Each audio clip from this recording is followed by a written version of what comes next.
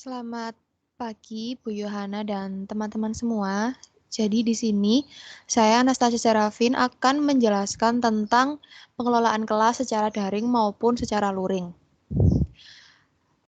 Pengelolaan kelas merupakan istilah berkenaan dengan bagaimana seorang guru menyusun suatu kelas untuk pembelajaran.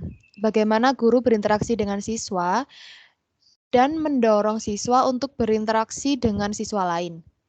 Bagaimana guru menangani perilaku salah satu siswa atau bagaimana guru membuat dan menjalankan aturan yang berlaku serta mengatur waktu pengelolaan kelas lebih berkaitan dengan upaya-upaya untuk menciptakan dan mempertahankan kondisi yang optimal bagi terjadinya proses belajar mengajar.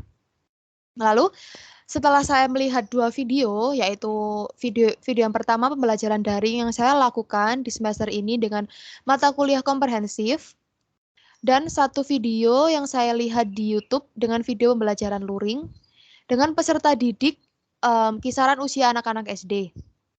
Setelah saya perhatikan kedua video proses pembelajaran tersebut, saya membuat peta konsep seperti ini.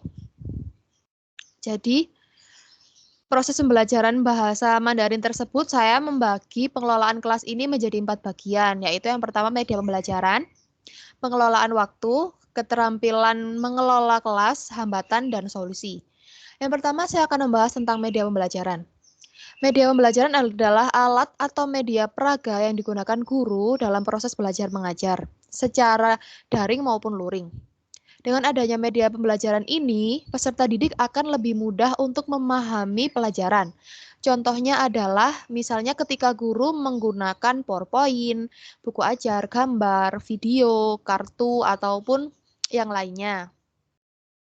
Dalam video pertama, yaitu video daring yang saya lakukan di mata pelajaran komprehensif dengan Lause An, media yang beliau gunakan adalah PowerPoint, buku ajar, dan terkadang beliau juga menyertakan video dan di sela-sela break kelas, beliau juga memutarkan lagu bahasa Mandarin agar kita tidak merasa bosan.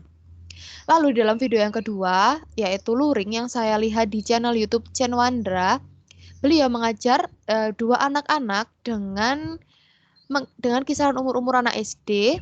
Di dalam video tersebut, beliau tidak menggunakan media seperti PowerPoint atau sebagainya. Beliau hanya menggunakan satu buku tulis atau agar peserta didik atau dua anak-anak tadi dapat menulis Hanse yang lausat yang beliau sebutkan. Karena mereka luring, jadi lebih mudah karena mereka tatap muka. Lalu yang kedua, saya akan membahas tentang pengelolaan waktu. Pengelolaan waktu dalam pengelolaan kelas ini juga sangat penting, yaitu bagaimana cara kita sebagai guru untuk mengatur waktu kita dalam proses belajar mengajar. Apakah kira-kira fleksibel atau terlalu lama dan lain sebagainya. Jadi di dalam video yang pertama, daring yang saya lakukan di mata pelajaran komprehensif dengan Lause An dikarenakan kelas kita daring dan dilakukan untuk mahasiswa semester 6, jadi waktu yang digunakan sekitar 1 jam 40 menit. Dan dikarenakan daring juga waktu lebih fleksibel. Jadi semisal kita tidak dapat hadir di kelas, kita tetap masih bisa mengikuti kelas Lause dengan menggunakan Microsoft Teams. Dan menurut saya itu tidak terlalu lama karena kita sudah masuki semester 6.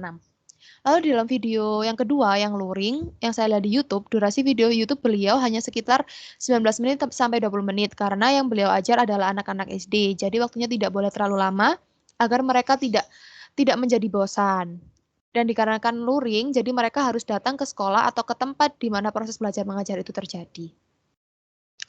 Yang ketiga, saya akan membahas keterampilan mengelola kelas. Dalam keterampilan mengelola kelas ini, kita sebagai guru harus kreatif dalam hal mengajar, agar peserta didik yang kita ajar tidak merasa bosan, dan dengan apa yang kita ajarkan, seperti apakah kita mengajar secara outdoor atau indoor. Lalu jika kita mengajar di kelas, apa yang harus kita lakukan? Seperti di sela-sela kelas kita adakan games atau ice breaking agar mereka tidak jenuh. Dalam video yang pertama yang saya lakukan daring di kelas komprehensif, di kelas beliau terkadang di saat break time beliau memutarkan lagu-lagu Mandarin agar kita tidak bosan.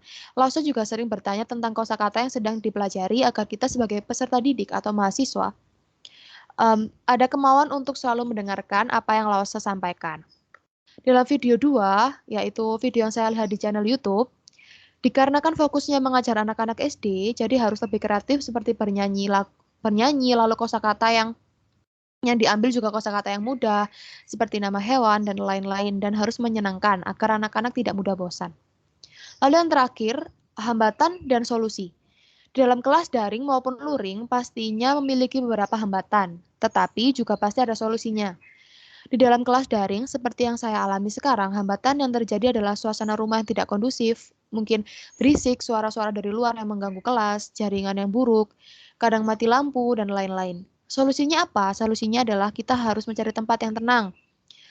Misalnya ketika kita kelas, kita harus mencari ruangan yang tenang atau kamar, jadi kita tidak terganggu oleh suara-suara yang ada di luar. Lalu misalnya ketika WiFi trouble, kita juga siap-siap untuk menggunakan pakai data, karena ketika WiFi trouble kita masih bisa menggunakan pakai data.